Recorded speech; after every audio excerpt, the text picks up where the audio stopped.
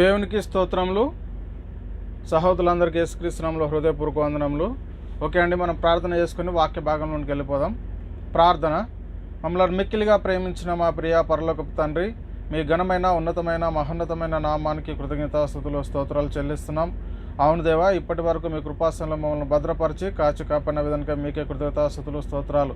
తండ్రి, మీరు మాకు అనుగ్రహించిన పరిశుద్ధ గ్రంథంలో నుంచి దేవా కొన్ని వాక్యాలు మేము పరిశీలిస్తుండగా మీ ఆత్మజ్ఞానాన్ని అనుగ్రహించండి. ఆత్మ సంబంధమైన సంగతులతో సరిచూసుకుని కృప చూపించి ప్రతి విషయం ద్వారా మీకే ఘనత మహిమ ప్రభావాలు పొందుకోమని ముందున్న సమయం అంతా మీ చేతులకు అప్పచెప్తూ ఈ ప్రార్థన మీ ప్రియకుమారుడు మా ప్రభువును రక్షకుడైన యేసుక్రీస్తు వారి పరిశుద్ధమైన నామంలో ప్రార్థన అడిగి వేడుకుంటున్నాను. పరలోకమందున మా కన్న తండ్రి, ఆమెన్.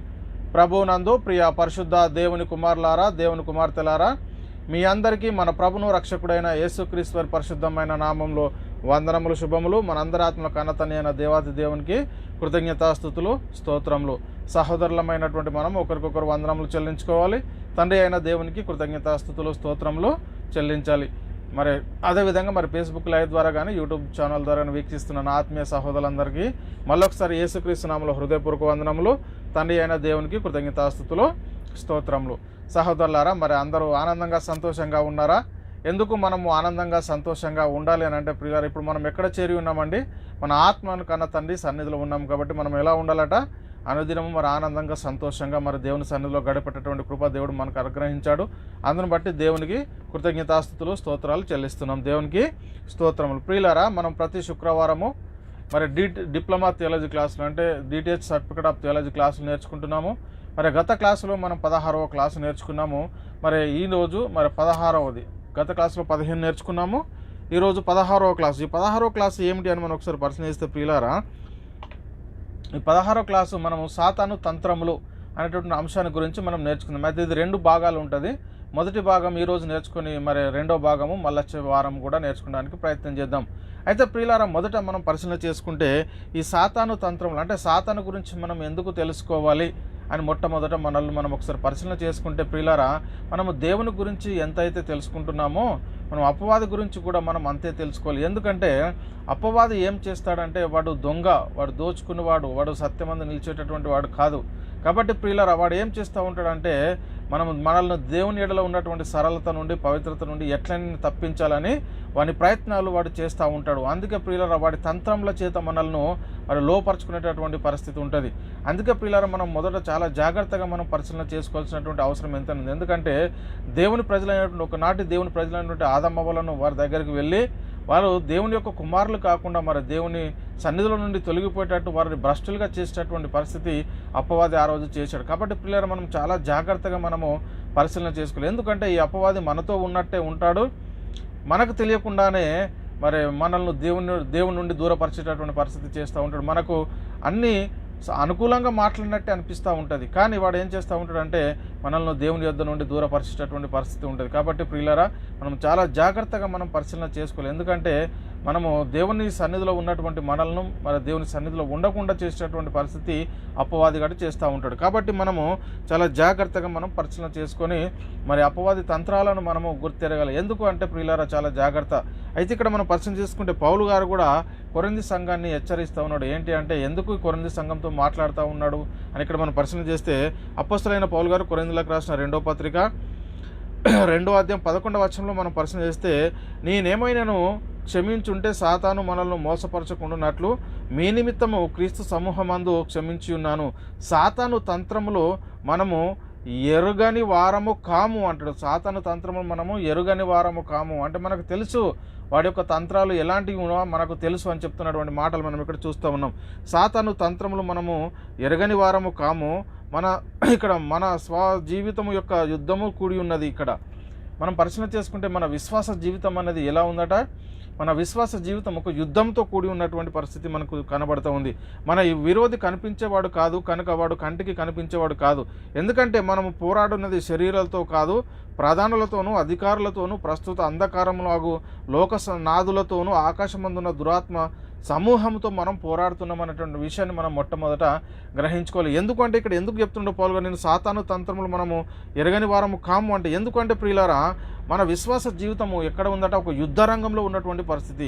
ఎందుకంటే మన విరోధి కనిపించేవాడు కాదు కనుక మనం వానితో యుద్ధం చేస్తూ ఉన్నాము. వాడు కంటికి కనిపించేటటువంటి కాడు. ఎందుకంటే మనం పోరాడున్నది శరీరాలతో కాదు. శరీరాలతో మనం పోరాడితే వాళ్ళు ఏం పట్టుకొస్తున్నారో మనకు తెలుసు. వాళ్ళు కత్తి పట్టుకొస్తే మనం కత్తి వెళ్తాం, మనం కట్టె పట్టుకొస్తే కర్ర పట్టుకొస్తే మనం కర్ర తీసుకెళ్తాం. కానీ మన విరోధి అయినటువంటి వాడు కనిపించేటటువంటి వాడు కాదు. కాబట్టి మనం పోరాడున్నది శరీరాలతో కాదు కానీ మరి ప్రధానులతోనూ అధికారులతోనూ ప్రస్తుత అంధకారంలాగా లోకనాథులతోనూ ఆకాశమందున్న దురాత్మ సమూహంతో మనం పోరాడుతున్నామని మనం మొట్టమొదట గ్రహించుకోవాలి. కాబట్టి ప్రియులారా, ఎందుకనంటే ఇది చాలా జాగ్రత్తగా మనం పరిశీలన చేసుకోవాల్సిన అవసరం ఎంతైనా ఉంది. పౌలు గారు కొరింథీయులకు రాసిన 2వ పత్రిక 10:3-6 వచనాలు చెప్తున్నాడు, మేము శరీర దారులమై నడుచుకునిచున్నాను, శరీర ప్రకారం యుద్ధం చేయము. మనం శరీరపరంగా మన శరీరపరంగా యుద్ధం చేయమండి. ఎందుకంటే మా యుద్ధోపకరణములు శరీర సంబంధమైనవి కావు కానీ దేవుని ఎదుట దుర్గములను పడదోయినంత జాలినంత బలము గలవై మేము వితర్కమును దేవుని గూర్చిన జ్ఞానమును అడ్డగించు ప్రతి ఆటంకమును పడదోసి ప్రతి ఆలోచనను క్రీస్తుకు లోబడినట్లు చెరపట్టి మీరు సంపూర్ణ విధేయతను కనపరిచినప్పుడు సమస్తమైన అవిధేయతకు ప్రతిదండన చేయు సిద్ధపడి ఉన్నాము అని చెప్తున్నటువంటి మాటలు ఇక్కడ మనం చూస్తూ ఉన్నాం. అంటే ఇక్కడ చాలా జాగ్రత్తగా మనం పరిశీలన చేసుకుని మీరు సంపూర్ణ విధేయతను కనపరిచినప్పుడు సమస్తమైన అవిధేయతకు ప్రతిదండన చేయు సిద్ధపడి ఉన్నాం. కాబట్టి మనం ఇక్కడ ఏం ఆలోచించాలంటే, మనము శరీరధారులమై నడుచుకున్న ప్రకారం మనం శరీర సాధనతో మనం యుద్ధం చేసేటటువంటి పరిస్థితి లేదు. మనం శరీరంలో ఉన్నాం కానీ మన యుద్ధం మనం ఎవరితో పోరాడుతున్నామంటే శరీరాలతో కాదు మనం పోరాడేది. అందుకే మేము శరీరధారమై నడుచుకున్న ప్రకారము శరీర ప్రకారం మేము యుద్ధం చేయమంటున్నాం. ఎందుకంటే మా యుద్ధోపకరణములు శరీర సంబంధమైనవి కావు అంటున్నాం. ఇది మనం చాలా ఎందుకంటే మనము పోరాడినది ఎవరితో అంటే అపవాదితో మనం పోరాడుతూ ఉన్నాము. కాబట్టి అపవాది తంత్రములు ఎదిరించాలంటే మనం ఏం కావాలి, మనకేం కావాలని మనం చాలా జాగ్రత్తగా పరిశీలన చేసుకుంటే ఇక్కడ ఎఫెసీయులకు రాసిన పత్రిక 6వ అధ్యాయము 11-17 వచనంలో మనం చాలా జాగ్రత్తగా చూడగలుగుతాం. ప్రియులారా, ఇక్కడ మీరు అపవాది తంత్రములు ఎదిరించుటకు శక్తివంతులగుటకు దేవుడిచ్చు సర్వాంగ కవచం ధరించుకోవాలి. ఇది చాలా జాగ్రత్త. ఏలయనగా మనము పోరాడున్నది శరీరాలతో కాదు కానీ ప్రధానులతోనూ అధికారులతోనూ ప్రస్తుత అంధకారమగు లోకనాథులతోనూ ఆకాశమందున్న దురాత్మల సమూహంతో మనము పోరాడుతూ ఉన్నాము. కాబట్టి పిల్లలు చాలా జాగ్రత్త. ఎందుకంటే అందుచేత మీరు ఇక్కడ మన 14వ వచనం చూద్దాం. ఏలయనగా మీ నడుమునకు సత్యమును దట్టి కట్టుకొని నీతి అను మైమర్పు తొడుక్కోవాలి, పాదములకు సమాధాన సువార్తములైన సిద్ధ మనసు జోడు తొడుక్కొని నిలవబడుడి, ఇవన్నీ గాక విశ్వాసమనే డాలు పట్టుకోవాలి మనం. ఎందుకంటే ఆ విశ్వాసంలో మనం లేకపోతే అపవాది ఎలాగైనా మోసం చేసేటటువంటి పరిస్థితి. వాడు మనతోనే ఉంటాడు, మనల్ని దేవునికి దూరంగా చేసేటటువంటి పరిస్థితి. ఆ రోజు ఆదమవ్వల దగ్గరికి వెళ్ళాడు. మరి దేవుని పోలికలో దేవుని స్వరూపంలో మరి సృజించబడినటువంటి ఆదమవ్వలను దేవుని ప్రేమ నుండి దేవుని ఆజ్ఞ నుండి తొలగించి మరి నిత్య నరకానికి పాత్రలుగా చేశాడు. చూడండి పిల్లలు, ఎంత భయంకరమైన పరిస్థితి. మనం సాతాను తంత్రములు చాలా జాగ్రత్తగా మనం గుర్తెరగాలి. ఇవన్నీ గాక మనం ఇంకేంటంటే విశ్వాసమైన డాలు పట్టుకొని మరి దానితో మీరు దుష్టుని అగ్ని బాణం అన్నింటినీ ఆర్పటకు శక్తివంతులగుదురు. మరియు రక్షణను శిరస్నానమును దేవుని వాక్యమును ఆత్మ ఖడ్గమును మనం ధరించుకోవాలి. దేవుని వాక్యమును ఆత్మ ఖడ్గాన్ని మనము ఎప్పుడైతే ధరించుకుంటామో అప్పుడు మనం సాతానుతో పోరాడేటటువంటి పరిస్థితి ఉంటుందని మనం మొట్టమొదట గ్రహించుకోవాల్సిన అవసరం ఎంతైనా ఉంది ప్రియులారా. కాబట్టి మనం పరిశీలన చేసుకుంటే ఎందుకు ఈ సాతాను గురించి మనం ఇంతగా తెలుసుకుంటున్నామంటే, వాడు మనతోనే ఉంటాడు, మనల్ని మన దేవునికి కాకుండా చేస్తూ ఉంటాడు, మనలో నుండి బయలు వెళ్తాడు, హెచ్చించుకుంటాడు. వాడే నాకు అంతా తెలుసు అంటాడు, దేవుని కంటే నేను ఎత్తుగా హెచ్చించుకుంటాను అంటాడు. కాబట్టి ప్రియులారా చాలా జాగ్రత్త. ఎందుకంటే ఇక్కడ యేసుక్రీస్తు వారు 12 మందిని ఏర్పరచుకున్నాడండి. 12 మందిని ఏర్పరచుకుంటే అందులో ఒకడు సాతాను అని యేసుక్రీస్తు వారు చెప్తున్నాడు. ఎందుకు మరి యేసుక్రీస్తు వారిని 12 మంది వెంబడిస్తున్నారు. ఆ 12 మందిలో ఒకడు సాతాను వశమైపోయాడు. వాడు వాడుకున్నాడు సాతాను. చూడండి, ఇక్కడ మనం పరిశీలన చేస్తే యోహాను సువార్త 6వ అధ్యాయం 70వ వచనంలో, అందుకు యేసు నేను మిమ్మల్ని 12 మందిని ఏర్పరచుకునేలేదా, మీలో ఒకడు సాతాను అని వారితో చెప్పాను. ఎవరి గురించి చెప్పాడు ఈ మాటనే? ఇస్కరియోతు యూదా గురించి చెప్పినట్టుగా మనకు కనబడతా ఉంది. చాలా జాగ్రత్తగా ప్రియులారా, మనం ఎందుకు అనంటే మనతోనే ఉంటారు, మళ్ళీ మనమే కుమారులైనటువంటి మనలో దేవుని ఎడల సరళత ఉండి పవిత్ర ఉండి తప్పించేటట్టు హెచ్చించుకోమంటాడు. మిమ్మల్ని మీరు హెచ్చించుకోండి, మీరు తొలగిపోండి, మీరు విశ్వాసంలో ఉండకండి. మీరు అనుకుంటున్నట్టు విశ్వాసం నుంచి మీరు తొలగిపోవాలని ఏ విధంగానైనా మన పక్క పొంటే ఉండి మనల్ని అనునిత్యము మరి శోధిస్తూ ఉంటాడు, దేవుని ఎడల సరళత నుండి తప్పిస్తూ ఉంటాడు. కాబట్టి చాలా జాగ్రత్త. అందుకే ప్రియులారా, పౌలు గారు కూడా ఒక మాట చెప్తున్నాడు, నేను వెళ్ళిపోయిన తర్వాత క్రూరమైన తోడేళ్ళు మీలో ప్రవేశించిన నాకు తెలియను, వారు మందను కనికరించరు.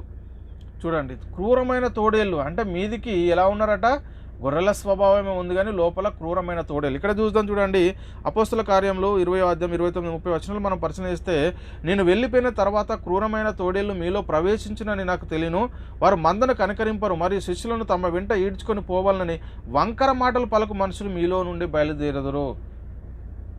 ఇదేనండి సత్యం బ్రదర్, ఇదే అంటాడు. నాకే అంత తెలుసు అంటాడు. వాడి చెడిపోయింది కాక ఇతరులను కూడా చెడగొడతా ఉంటాడు. చూడండి ఎంత భయంకరము.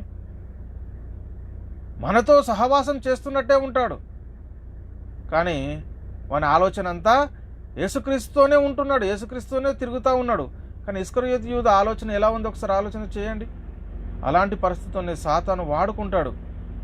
కాబట్టి మనతో ఉన్నాడు కదా అని మనము నిర్లక్ష్యంగా ఉంటే వాడు మనల్ని దేవునికి పనికి రాకుండా చేస్తాడు. కాబట్టి చాలా జాగ్రత్తగా మనం పరిశీలన చేసుకోవాలి ప్రియులారా.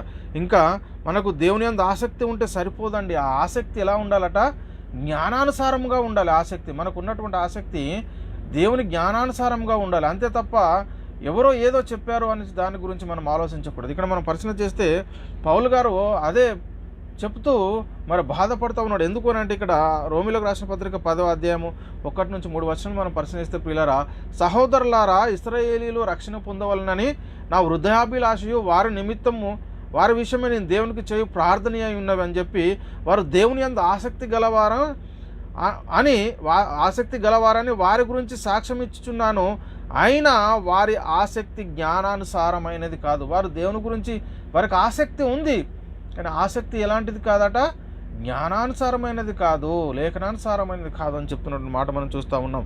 ఏలైనగా వారు దేవుని నీతిని ఎరగక, ఇప్పటికి కూడా చాలామంది మనం పరిశీలన చేస్తే, ఎందుకు ఏలైనగా వారు దేవుని నీతిని ఎరగక తమ స్వనీతిని స్థాపించబోనుకొనుచు దేవుని నీతికి లోబడట లేదు. దేవుని నీతికి లోబడకుండా చేసేటటువంటి వాడు ఎవడు అంటే వాడే సాతాను. చూడండి, యేసుక్రీస్తుని 12 మంది ఏర్పరచుకున్నాను, అందులో ఒకడు సాతాను అన్నాడు. మనతోనే ఉంటున్నాడా? వాని క్రియలు గమనించండి, ఎలాంటి పరిస్థితిలో ఉన్నాడు వాడు. వాక్యానికి దూరంగా ఉన్నాడా? వాక్యాన్ని ప్రకటిస్తూ ఉన్నాడా? సహవాసం కలిగి ఉన్నాడా? లేక అనేక మందిని చెరుపుతూ ఉన్నాడా? ఎలాంటి పరిస్థితిలో ఉన్నాడు అనేది మనం చాలా జాగ్రత్తగా మనం పరిశీలన చేసుకోవాలి. ఎందుకంటే ప్రియులారా, ఎలాగైనా తప్పించాలని సాతాను వాడుకుంటాడు.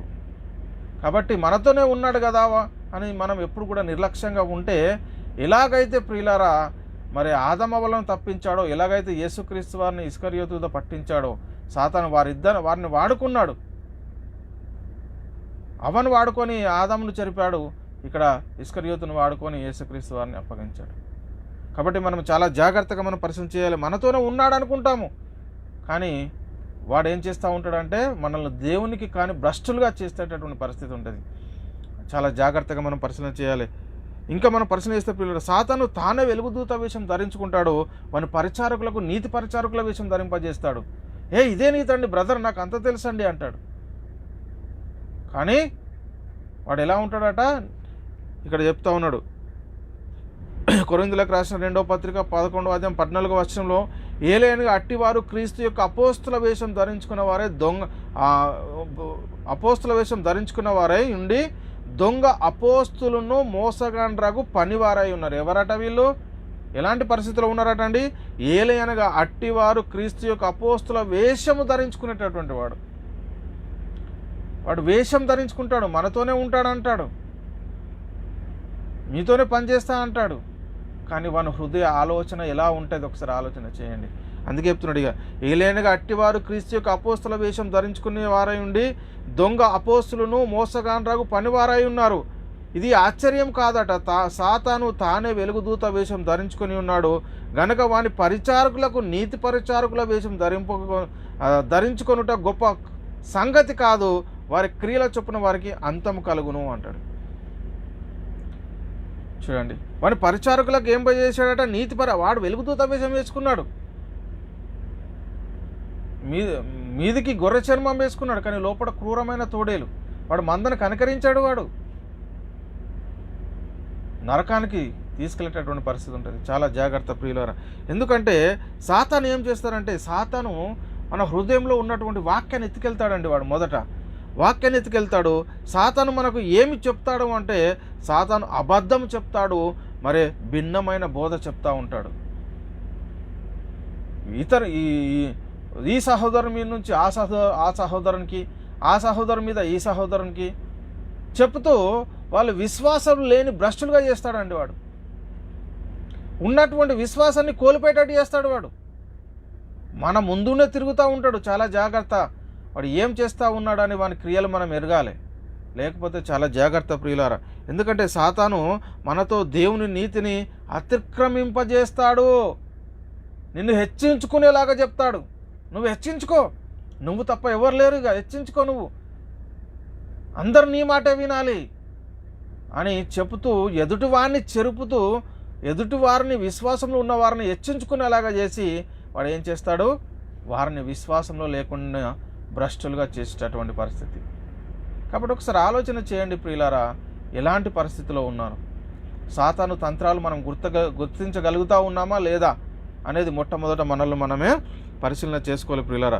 సాతాను వాక్యం ఎత్తుకొని పోవునట. ఎందుకంటే యేసుక్రీస్తు ఒక మాట చెప్తాడు, మార్కు సువార్త 4:15 వచనంలో, మార్కు సువార్త 4:15, త్రోవ పక్క నుండి వారు ఎవరనగా వాక్యము వారిలో విత్తబడును కానీ వారు వినిన వెంటనే సాతాను వచ్చి వారిలో విత్తబడిన వాక్యము ఎత్తుకొని పోవును. ఏం చేస్తాడండి సాతాను? వాక్యం వింటున్నటువంటి వారి పరిస్థితుల్లో వాక్యాన్ని అనుసరించి జీవిస్తున్నటువంటి వారిని ఏం చేస్తూ ఉంటాడట, వచ్చి వారి హృదయంలో ఉన్నటువంటి వాక్యాన్ని ఎత్తుకొని పోతాడు. వాడు హృదయంలో ఉన్న వాక్యాన్ని ఎత్తుకొని పోతాడు. ఇది మనం చాలా జాగ్రత్తగా పరిశీలన చేసుకోవాలి ప్రియులారా. అపవాది వచ్చి వారి హృదయంలో నుండి వాక్యం ఎత్తుకొని పోవుడు. వాడు ఎత్తుకొని పోయాడు ప్రియులారా. ఏం చేస్తూ ఉంటాడంటే వారి విత్తబడిన వాక్యాన్ని ఎత్తుకొని పోతాడు. వారి హృదయంలో ఉన్నటువంటి వాక్యాన్ని ఎత్తుకొని పోతాడు. లోకాసు వార్త 8:12 కూడా, త్రోవ పక్క నుండి వారు వినువారు కానీ నమ్మి రక్షణ పొందకుండానట్లు అపవాది వచ్చి వారి హృదయంలో నుండి వాక్యం ఎత్తుకొని పోవును. వారు నమ్మి రక్షణ పొందకుండానట్లు, వారు నమ్మి విశ్వాసం ఉంచకుండానట్లు ఏం చేస్తానంటే విన్నటువంటి వాక్యాన్ని వాడు వెంటనే వెతికెళ్ళి వారిని భ్రష్టులుగా చేసేటటువంటి పరిస్థితి. ఎంత భయంకరం ఒకసారి పరిశీలన చేసుకోండి ప్రియులారా. అదేవిధంగా అందుకే పౌలు ఒక మాట చెప్తా ఉన్నాడు. ఏంటంటే కొరింథీయులకు రాసిన 2వ పత్రిక 11వ అధ్యాయం 2-4 వచనాలు మనం పరిశీలిస్తే, దేవాసక్తితో మీ యెడల ఆసక్తి కలిగి ఉన్నాను, ఎందుకనగా పవిత్రురాలైన కన్యకను ఒకడే పురుషునికి అనగా క్రీస్తుకు సమర్పింపవలనని మిమ్మల్ని ప్రదానం చేసి తిని గాని సర్పము తన కుయుక్తి చేత అవ్వను మోసపరిచినట్లు మీ మనసులను చెరపబడి క్రీస్తు యెడల ఉన్న సరళత నుండి పవిత్రత నుండి ఎట్లయినా తొలగించునేమో అని భయము కలిగి ఉన్నాము అని చెప్తున్నటువంటి పరిస్థితి.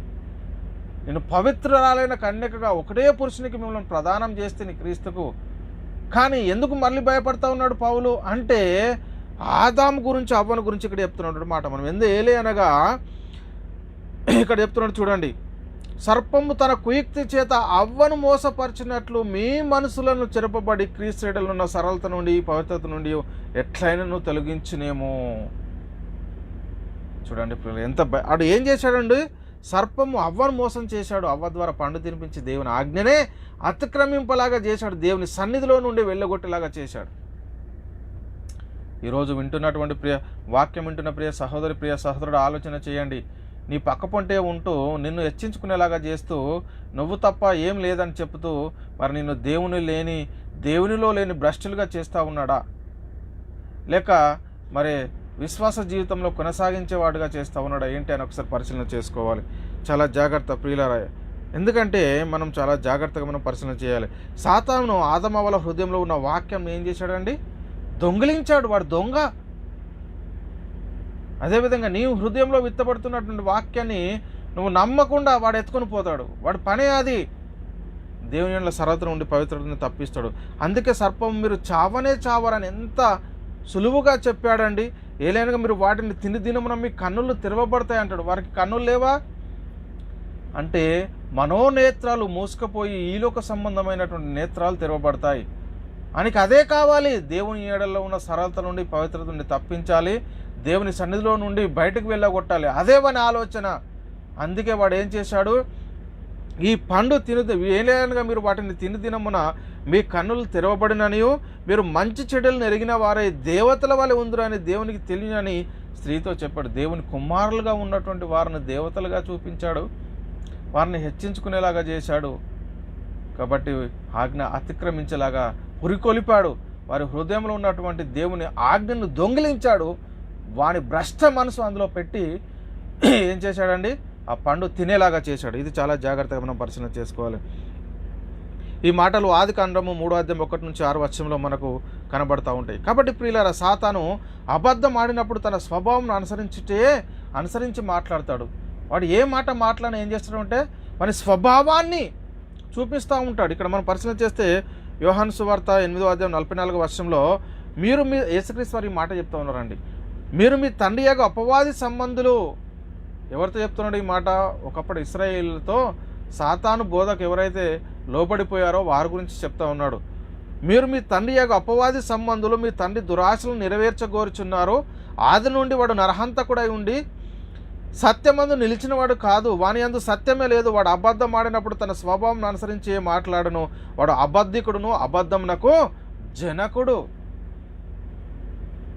వానికి సత్యం లేదండి. వాడు దొంగ అండి, వాడు దోచుకుని వాడండి, సత్యం నుండి తొలగించేవాడండి. నీ హృదయంలో ఉన్న వాక్యాన్ని ఎత్తుకుపోతాడండి, నిన్ను హెచ్చించుకునేలాగా చేస్తాడు. నిన్ను దేవుని ఎడల నుండి, దేవుని సన్నిధిలో నుండి బయటకు తీసుకువెళ్తాడు. ఆలోచన చేయి ప్రియ సహోదరి, ప్రియ సహోదరుడా. వాడు ఎలా వస్తాడు? 12 మందిని ఏర్పరచుకుని లేదా మీలో ఒకడు సాతాను. మరి నీలో ఉన్నాడా? మీతో కలిసి ఉన్నాడా ఎవడైనా? చాలా జాగ్రత్తగా మనం పరిశీలన చేసుకోవాలి. ఎలాంటి పరిస్థితిలో ఉన్నాం? యేసు అపవాది చేత శోధించబడిను. నీవు దేవుని కుమారుడవైతే రొట్టెలను ఆగునట్లు ఈ రాతితో చెప్పమని ఆయనను శోధించాడు. శోధించడం అంటే ఏంటి? దేవుని చిత్తాన్ని జరిగించకుండా చేయడమే. నువ్వు తిను, ఈ రొట్టెలు తిను, ఈ రాళ్ళని చేసి, నీకు ఆకలి అవుతుంది కదా, ఆయన 40 రోజులు ఉపవాసం ఉన్నాడు, నీకు ఆకలి అవుతుంది కదా, ఈ రొట్టెలను ఆజ్ఞాపించు, ఈ బండలను ఆజ్ఞాపించు రొట్టెలాగినట్లు అని చెప్తా ఉంటాడు. చూడండి, లూకాసు వార్త 4:2-3 మనం పరిశీలన చేస్తే, అపవాది చేత శోధించబడుచుండెను. ఆ దినంలో ఆయన ఏమీ తినలేదు.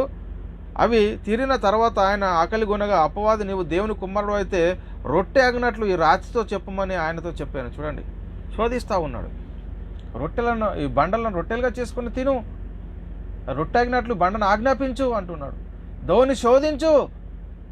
దేవుడిని ఏ కార్యం మీద అయితే నేను పంపించాడో ఆ కార్యం చేయకుండా నువ్వు భ్రష్టుడైపోవాలి. ఎంత భయంకరుడు అండి సాతాను. ఆలోచన చేయండి. సాతాను యేసుకు ముందే తెలుసు. ఎందుకు తెలుసా తెలియదా యేసుక్రీస్తు దేవుని కుమారుడని? యేసుక్రీస్తు దేవుని కుమారుడని తెలుసు. యేసుక్రీస్తు లోకానికి ఎందుకు వస్తాడని ఆయనకి తెలుసు. అనేక మందిని రక్షించడానికి వస్తాడు. కాబట్టి ఆయనను ఎలాగైనా తప్పించాలి. దేవుని సన్నిధిలో చూశాడు ఆయన ఈ లోకానికి రాకముందు సాతాను. కాబట్టి అది చేస్తూ ఉన్నాడు. కాబట్టి ప్రియులరా, అక్కడ ఏమంటున్నాడు మనం చాలా జాగ్రత్తగా పరిశీలన చేయాలి. కాబట్టి సాతాను కడుపునే చూపిస్తాడు. ఈ లోకానికి వచ్చినటువంటి వారిని, క్రీస్తునందు విశ్వాసం ఉంచిన మనము, క్రీస్తులో కొనసాగుతున్నటువంటి మనము, దేవుని ఎడల ఉన్నటువంటి పవిత్రత నుండి, సరళత నుండి ఎలాగైనా తప్పించాలని వాడు చేస్తూ ఏం చేస్తాడంటే హెచ్చించుకునేలాగా చేస్తూ ఇంకా కడుపు చూపించినటువంటి పరిస్థితి ఇంకోటి ఉంటుంది. చూద్దాం. ఇక్కడ అపొస్తలుడైన పౌలు గారు ఫిలిప్పీయులకు రాసిన 3వ పత్రిక 19వ నాశనమే వారి అంతము, వారి కడిపే వారి దేవుడు, వారు తాము సిగ్గుపడవలసిన సంగతులందు అతిశయపడుచున్నాడు, భూసంబంధమైన వాటి అందే మనసుంచుచున్నాడు. కడుపును చూపిస్తూ ఉంటాడు, దానికోసం హెచ్చించుకునేలాగా చేస్తూ ఉంటాడు. చాలా జాగ్రత్తగా మనం పరిశీలన చేయాలి. అట్టివారు మన ప్రభు అయిన క్రీస్తు కాక తమ కడుపుకి దాసులై ఉన్నారని కూడా మనము గుర్తించగలిగేటటువంటి పరిస్థితి ఉండాలి. రోమిలకు రాసిన పత్రిక 16:18 మనం పరిశీలిస్తే ప్రియులారా, 17-18 ఇక్కడ చాలా అద్భుతంగా రాయబడిన, సహోదరులారా మీరు నేర్చుకొనిన బోధకు వ్యతిరేకంగా భేదంలో ఆటంకములను కలగజేయి వారిని కనిపెట్టి ఉండడని మిమ్మల్ని బతిమాలుకొనుచున్నాను. వారిలో నుండి తొలగిపోడి. అట్టివారు మన ప్రభు అయిన క్రీస్తు కాక తమ కడుపుకి దాసులు. వారు ఇంపైన మాటల వలన ఇచ్చకపు మూలమైన నిష్కపటుల మనసులను మోసపుచ్చుదురు. నిష్కపటుల మనసులను మోసపుస్తారు.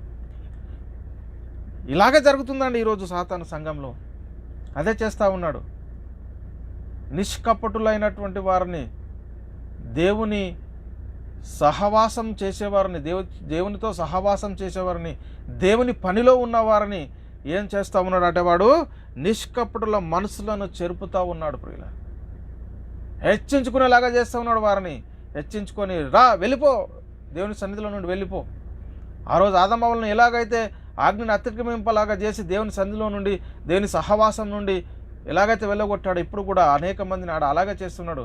హెచ్చించుకో, నువ్వు హెచ్చించుకో అని చెప్పి నిష్కపటుల మనసులను చెరిపి వారిని దేవునికి దూరంగా చేస్తూ ఉన్నాడు. కాబట్టి చాలా జాగ్రత్తగా పరిశీలన చేసుకోవాలి. సాతాను పేతురు ద్వారా కూడా యేసును శోధించడానికి ప్రయత్నం చేశాడు. యేసుక్రీస్తు వారు ఈ లోకానికి ఎందుకు వచ్చాడండి? ఆయన ఈ లోకంలో తను తాను బలిగా అర్పణగా అర్పించుకొని అనేక మందికి మరి రక్షణ సిద్ధపరచడానికి వస్తే సాతాను పేతురును వాడుకొని ఏమంటున్నాడు? ఇది నీకు దూరమవునుగాక అంటున్నాడు. అప్పుడు యేసుక్రీస్తు ఏమన్నాడు అండి? పేతురు నా వెనుకకు పొమ్మన్నాడా, సాతానా నా వెనుకకు పో అన్నాడా?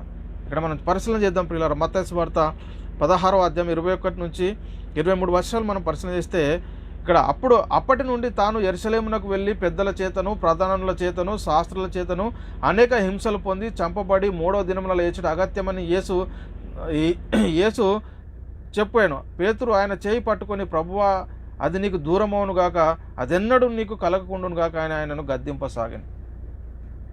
చూసారా?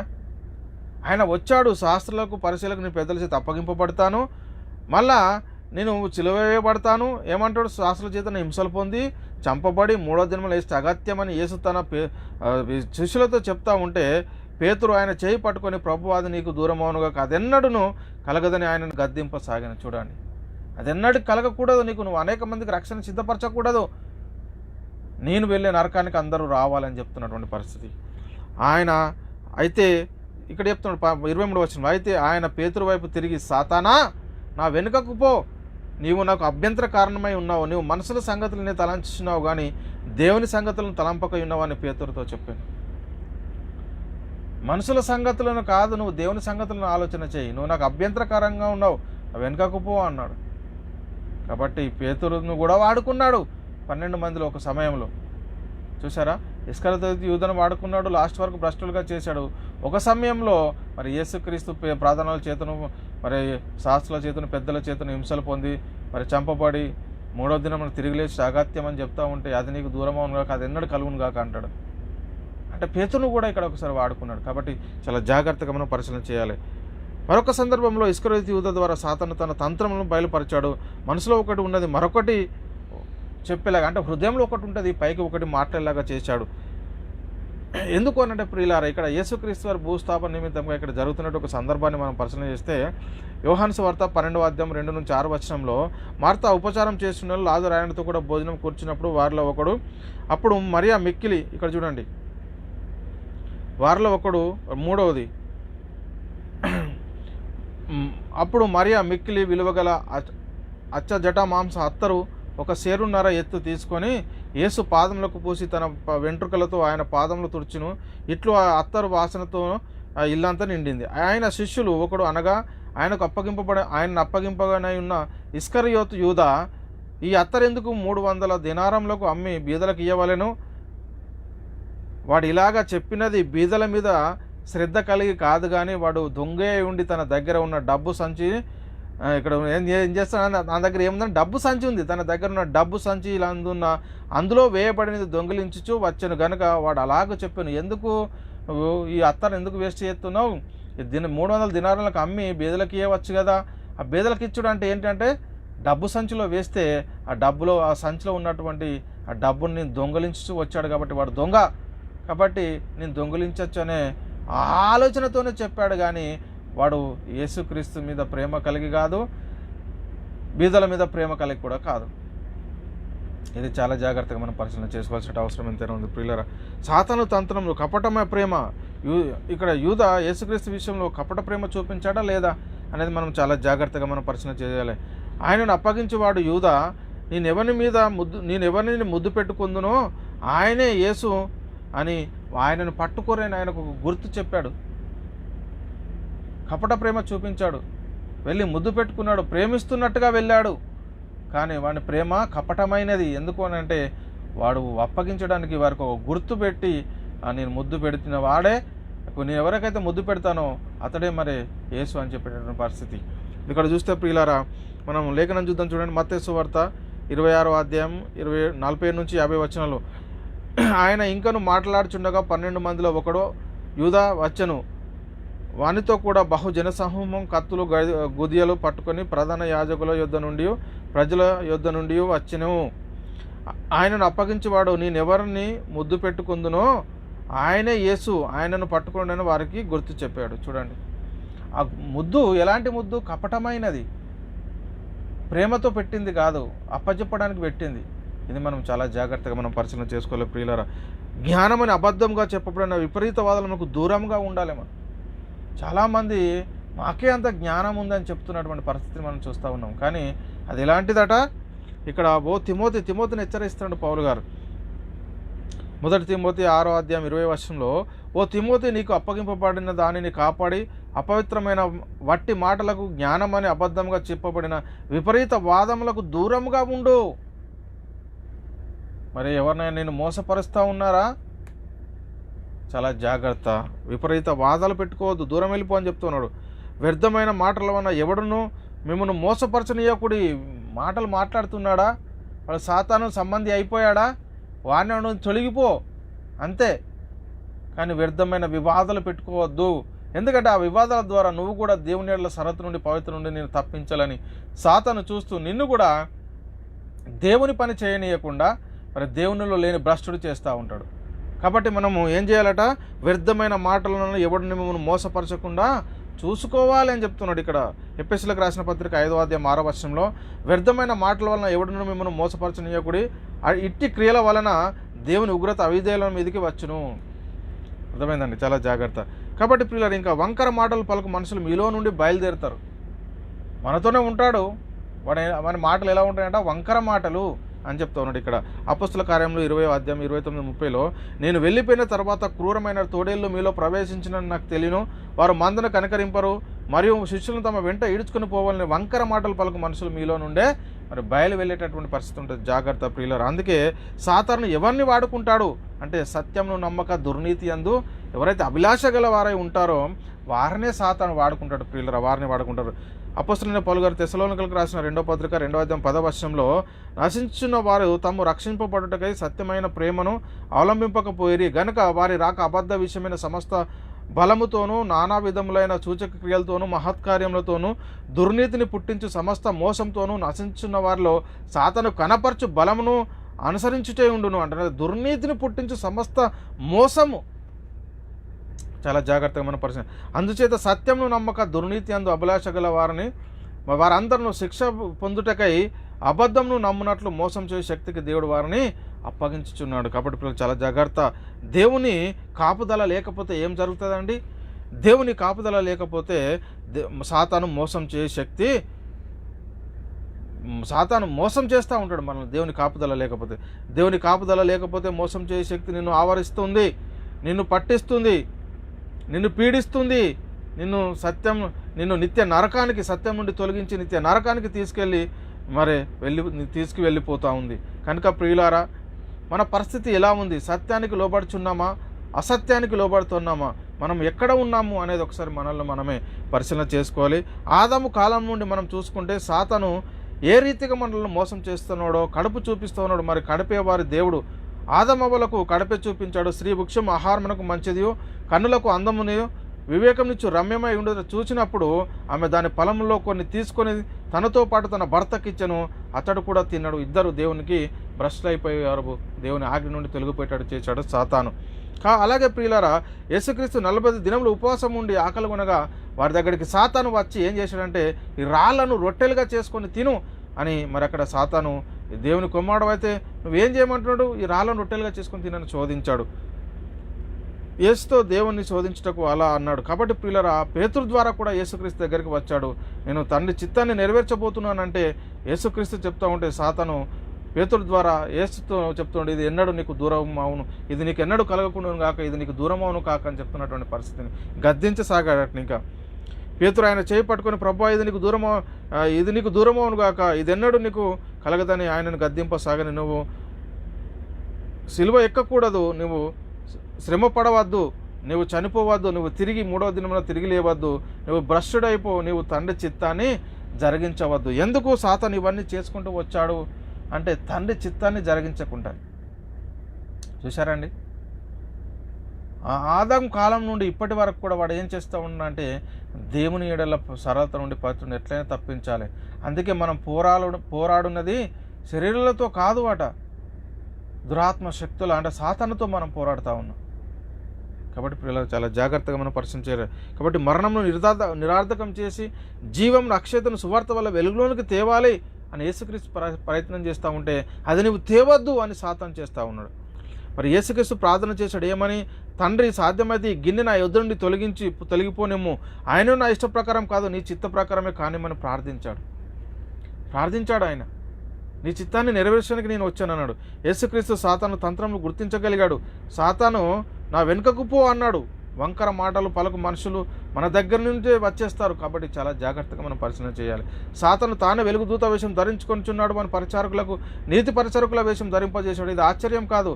సాతాను మరి అలాంటి పరిస్థితిలో ఉన్నాడు ప్రియులారా. వాడు బయట నుండి ఎక్కడి నుండో రాడు, వాడు మనలో నుండే వస్తాడు. మరి పౌలు చెప్తా ఉన్నాడు, నిన్ను వెళ్ళిపోయిన తర్వాత క్రూరమైన తోడేళ్ళు మీలో ప్రవేశించిన నాకు తెలియను, వారు మందను కనికరింపరు, మరి శిష్యులను తమ వెంట ఈడ్చుకుని పోవాలని వంకర మాటలు పలుకు మనుషులు మీలో నుండే బయలుదేరుతారు అన్నాడు. యేసు అంటున్నాడు, నేను 12 మందిని ఏర్పరచుకున్నాను, మీలో ఒకడు సాతాను మన దగ్గరే ఉన్నాడు. కాబట్టి మరి పరిశీలన చేసుకో, వాడు ఎలాంటి పరిస్థితిలో ఉన్నాడు నువ్వు గుర్తించగలుగుతా ఉన్నావా? ప్రియ సహోదరి, ప్రియ సహోదరుడా, మనతో ఉంటాడు కానీ మన సహవాసం చేయడు, మనతోనే ఉంటాడు, సాతాను సంబంధి అయిపోతాడు. కాబట్టి చాలా జాగ్రత్త. ఎక్కడున్నావు ఇది తెలుసుకోకపోతే నిత్య నరకమే. మనకు ఆసక్తి ఉంటే సరిపోదు, మనకున్న ఆసక్తి జ్ఞానానుసారమైనది ఉండాలి. ఇలా లేకపోతే సత్యము మరి మనం సత్యంలో లేకపోతే నిత్య నరకం నుండి మనం తప్పించుకునేటటువంటి పరిస్థితి ఉండదు. ప్రియ సహోదరుడా, నువ్వు ఎక్కడున్నావు? దేవుని చిత్తాన్ని జరిగించుతున్నావా? ఎందుకంటే మనము పోరాడునేది శరీరాలతో కాదు, సాతాను తంత్రంలో మనం ఎరగని వారము కాము అంటున్నాడు. వాడి తంత్రంతో మనం మరి తప్పిస్తాడని మనము తెలుసా లేదా? సాతాను తంత్రములు మనము ఎరగని వారము కాము, మనకు తెలుసు, మనం ఎరిగి ఉన్నాము మన తంత్రాలు. మరి ఎలాంటి పరిస్థితి? మన విశ్వాస జీవితం ఒక యుద్ధంతో కూడి ఉన్నదని మనము ఎప్పుడైనా గుర్తించగలిగామా? మన విరోధి కనిపించేవాడు కాదండి, కనుక వాడు కంటికి కనిపించేవాడు కాదు. ఎందుకంటే మనము పోరాడనేది శరీరాలతో కాదు, ప్రధానులతోనూ అధికారులతోనూ ప్రస్తుత అంధకారంలో లోకనాథులతోనూ ఆకాశమందున్న దురాత్మ సమూహంతోనూ పోరాడుచున్నాము. కాబట్టి మీరు అపవాది తంత్రములు ఎదిరించటకు శక్తిమంతులగుటకు దేవుడిచ్చి సర్వాంగ కవచమును ధరించుకోవాలి. ఎందుకంటే మనం పోరాడిన శరీరాలతో కాదు కానీ ప్రధానులతోనూ అధికారులతోనూ ప్రస్తుత అంధకారంలో లోకనాథులతో ఆకాశమందున్న దురాత్మల సమూహంతో మనము పోరాడుచున్నాం. అందుచేత మీరు ఆపద్దినమందు వారిని ఎదిరించుటకు సమస్త నెరవేర్చిన వారై నిలవబడుటకై శక్తిమంతులగుటకు దేవుడిచ్చు సర్వాంగ కవచం ధరించుకుని ఏలైనగా మీ నడుమునకు సత్యమును దట్టి కట్టుకొని నీతి అని మైమర్పు తొడుక్కొని పాదములకు సమాధానకరమైన సువార్త సిద్ధ మనసు జోడని తొడుక్కొని నిలవబడు. ఇవన్నీగాక విశ్వాసమైన డాలు పట్టుకొని దానితో మీరు దుష్టుని అగ్ని బాణములన్నింటినీ ఆర్పుటకు శక్తివంతులగుదురు. వారు రక్షణ శిరస్నానమును దేవుని వాక్యమైన ఆత్మ ఖడ్గమును మనము ధరించుకోవాలి. ప్రియులారా, దేవుడు మిమ్మును గురించి చింతిస్తున్నాడు కనుక మీ చింత యావత్తు ఆయన మీద వేడు. నిబ్బరమైన బుద్ధి గలవారై మెలకువగా ఉండుడి. మీ విరోధైన అపవాది గర్జించే సింహం వలె ఎవరిని మింగుదనా అని వెతుకుతూ తిరుగుతూ ఉన్నాడు. కాబట్టి దేవునికి లోబడి ఉండుడి, అపవాదిని ఎదురించేటప్పుడు వాడు మీ యొద్ద నుండి పారిపోవును. దేవుని యొద్దకు రండి, అప్పుడు ఆయన మీ యొద్దకు వచ్చును. పాపులారా మీ చేతులు శుభ్రపరచుకోండి, దిమనస్కులారా మీ హృదయములను పరిశుద్ధపరచుకునుడి. అపవాది తంత్రములను గుర్తించుడి, దేవుని చిత్తాన్ని గ్రహించండి, నిత్య జీవానికి వారసులు కాండి. దేవుడు మరి అదే కోరుకుంటున్నాడు ఈరోజు మన నుండి. మనము సాతాను తంత్రాలు ఎదిరించారు. మనతో ఉంటున్నాడా? వాడు ఎలాంటి పరిస్థితులు ఉన్నాడు? వాక్యానికితో సహవాసం కలిగి ఉన్నాడా? అపోస్తుల బోధయందును రొచ్చ విరిచినందును సహవాసం అందును ఎడతెగక మరి మనతోనే ఉన్నాడా? సంఘంగాను సమాజంగా మనతోనే ఉన్నాడా? విశ్వాస జీవితంలో కొనసాగుతూ ఉన్నాడా? వాళ్ళని కనిపెట్టుకొని ఉండరని చెప్తున్నాయి వాక్యాలు. మరి అలాంటి వారిని కనిపెట్టుకొని మనం జ్ఞానముగా జీవించాలి. ప్రియులారా, జ్ఞానముగా జీవించాలి. కాబట్టి ఆలోచన చేయండి. సాతాను మనము అనుకుంటూ ఉంటాము, మనతో ఉన్నటువంటి పరిస్థితులు మనం గుర్తించగలగాలి. ఎందుకంటే మనతో ఉన్నారు కదా అని మనం ఎప్పుడు కూడా అలా నిర్లక్ష్యం చేయకూడదు. ఎందుకంటే యేసుక్రీస్తుతో 12 మంది శిష్యులు ఉన్నారు. కానీ వారిలో ఒకసారేమో ఇస్కరియోతు యూదను వాడుకున్నాడు, ఒకసారేమో పేతురు గారిని వాడుకున్నాడు. ఏదోను తోటలో దేవుడు ఆదమవ్వలు దేవునితో సహవాసం చేస్తూ దేవుని సన్నిధిలో మాత్రమే ఉన్నారు. కానీ వారితో ఎవడొచ్చాడు? సాతాను వచ్చాడు. అక్కడ తొలగించాడా? యేసుక్రీస్తు వారిని అనేక మార్లు శోధించాడు. బండలను రొట్టెలుగా చేసుకొని తినమన్నాడు.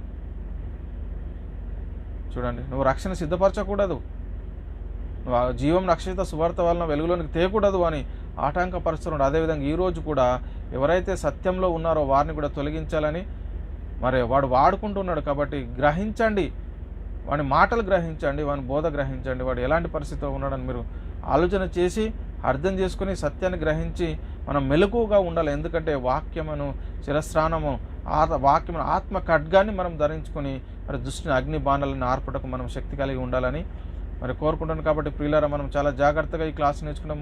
నెక్స్ట్ భాగం, ఇంకో భాగం ఉంది. మరి మళ్ళొచ్చే వారంలో ఇంకొక భాగంతో మనం మీ ముందుకు వస్తాను. మరి చెప్పబడినటువంటి వాక్యము దేవుడు మనందరి హృదయంలో నీరు కట్టి ఫలింపజేయను గాక. సహోదరులారా, మేము ప్రకటిస్తున్న ప్రతి ఒక్క ప్రసంగం యూట్యూబ్ ఛానల్ అప్లోడ్ చేయబడుతుంది. యూట్యూబ్ చర్చిలో బైబిల్ విజ్డమ్ అకాడమీ బెహ్రన్, అదేవిధంగా BW అకాడమీ మీరు సెర్చ్ చేసి మరి టైప్ చేసి సెర్చ్ చేసినట్టయితే మేము మాట్లాడిన ప్రతి ప్రసంగం మీరు చూడవచ్చు. మీరు కూడా మా పరిచర్యలో పాలి భాగస్తులు కాగలరంటే మీరు చేయవలసిందల్లా ఒకటే, మీ అనుదిన ప్రార్థనలో దేవుని సన్నిధిలో మా పరిచర్య నిమిత్తం మీరు జ్ఞాపకం చేసుకోవడం ద్వారా మీరు కూడా మా పరిచర్యలో పాలి భాగస్తులు కాగలరు. దేవుడు మిమ్మల్ని దీవించి ఆశీర్వదించును గాక. ఆమెన్. అందరికీ వందనములు. దేవునికి స్తోత్రములు.